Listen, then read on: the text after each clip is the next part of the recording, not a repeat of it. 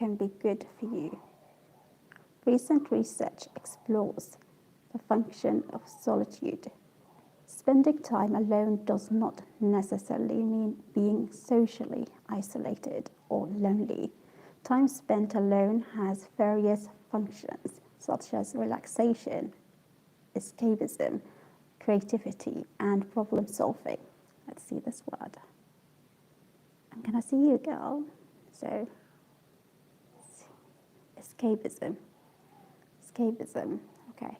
Uses of alone time may depend on personality. For example, conscious individuals use it for productivity. Is there anything wrong with spending time alone? It depends.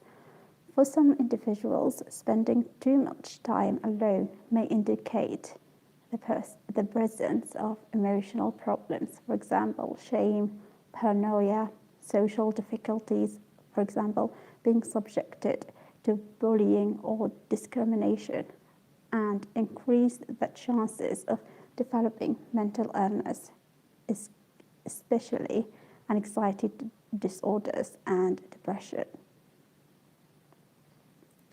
In many other cases, however, choosing to spend time alone does not mean one is socially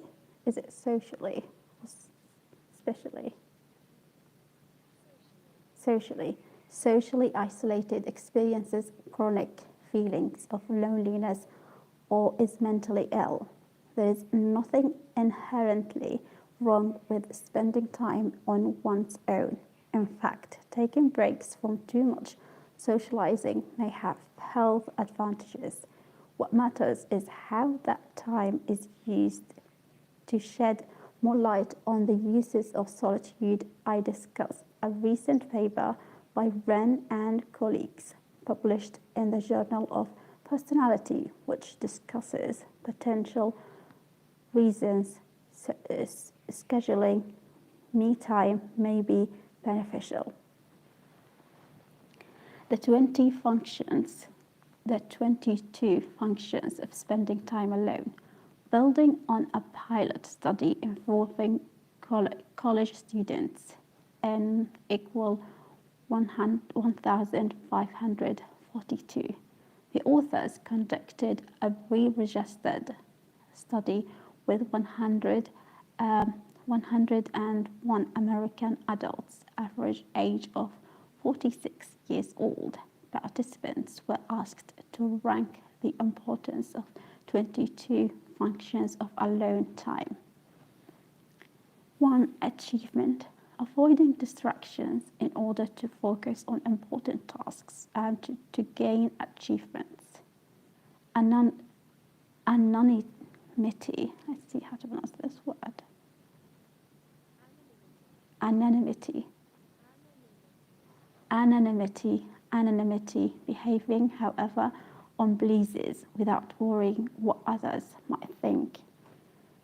3, avoiding unpleasant interactions, preventing exposure to negative interactions and unfair treatment situations where one is excluded or discriminated against.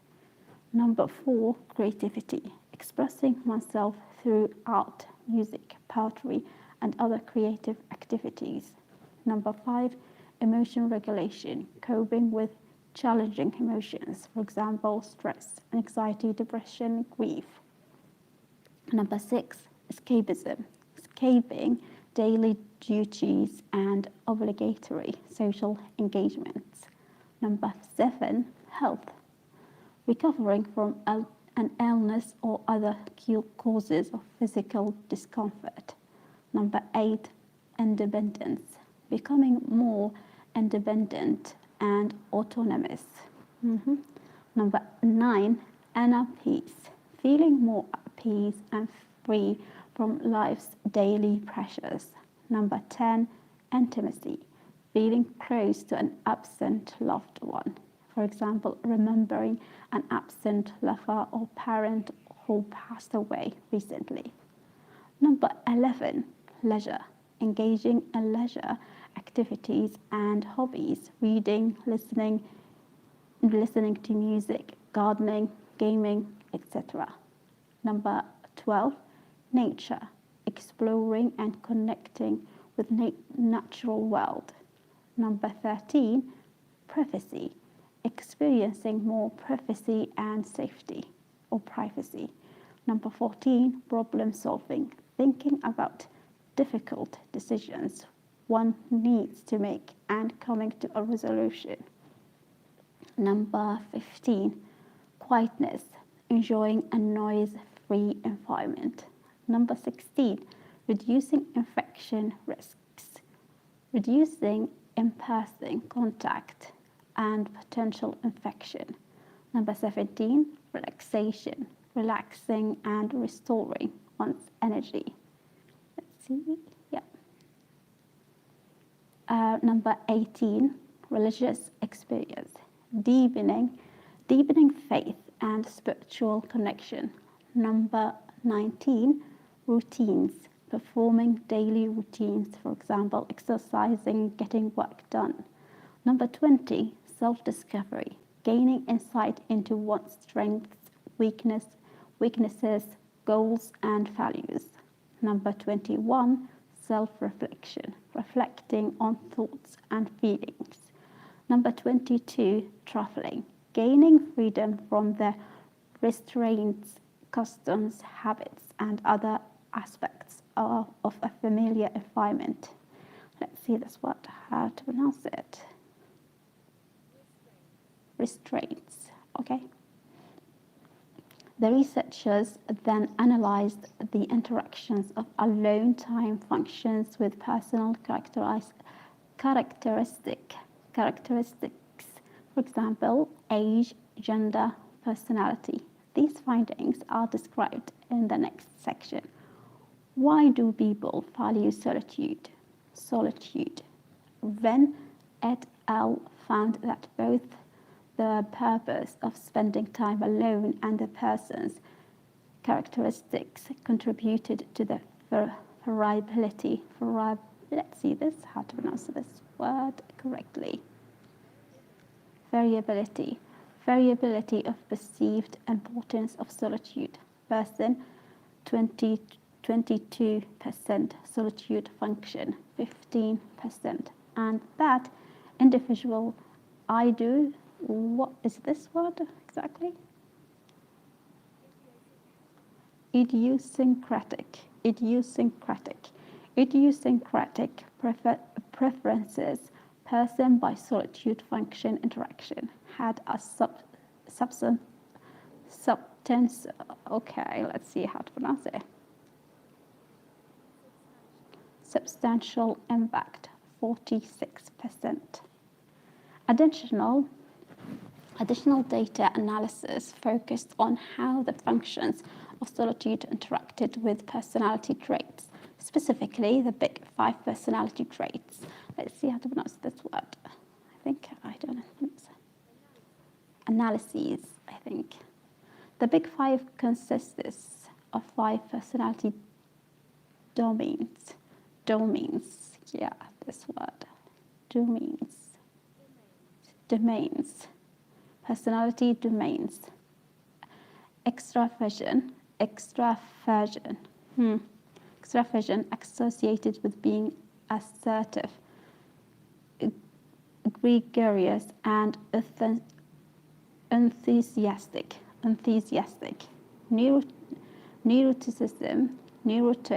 Neurotic individuals tend to be anxious, emotional, and self-conscious. Openness to experience linked with intellectual, imaginative, and artistic tendencies. Conscientiousness. Conscious, what is this word? Let's say, how to pronounce it? Conscientious people are seen as organized, dutiful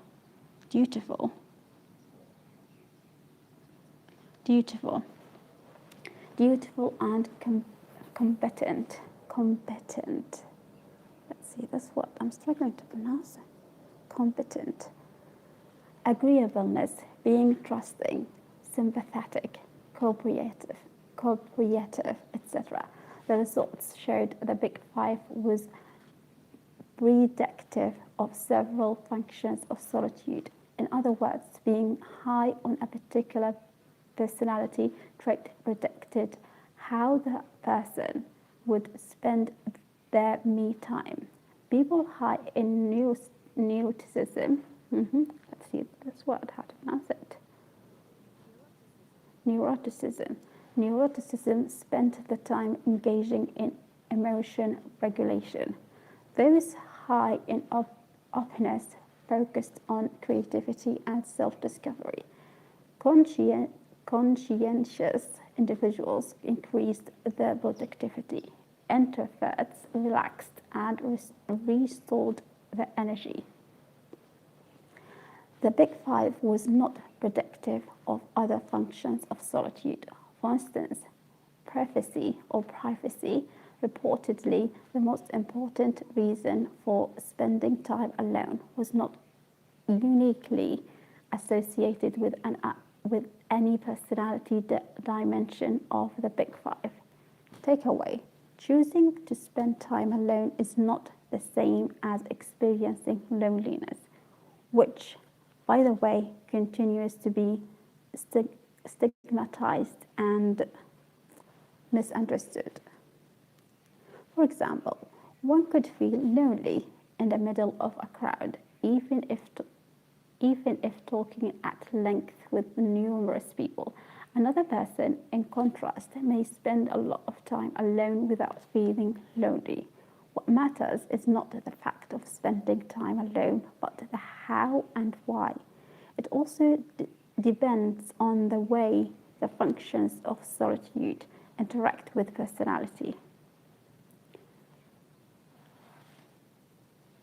It is important to remember that this is true not just for you, but also for others in your life. If you are in a close relationship, for example, parent-child romantic relationship, respect the other person's need for personal space and alone time, and keep in mind that they may not use their time the way you prefer to or enjoy doing. To illustrate, a friend of mine who is an introverted social worker uses her free time mostly to relax and recharge, whereas her highly conscientious husband uses it to catch up on unfinished work. Both uses are fine, so I leave you with a few questions. What is your attitude toward yourself or others who spend time alone? For example, is it something that normal and healthy people do? Or do you associate it with being lonely, socially isolated, lazy, eccentric, or narcissistic? Let's see this word, how to pronounce it correctly. Eccentric. Okay. What is the source of your attitude? For example, parents, spouse, the media. How much time alone do you spend each week? Is it by choice? How do you use the time? How would you like to use it in the future? For a reminder, review the 22 functions of solitude listed earlier. I think I finished.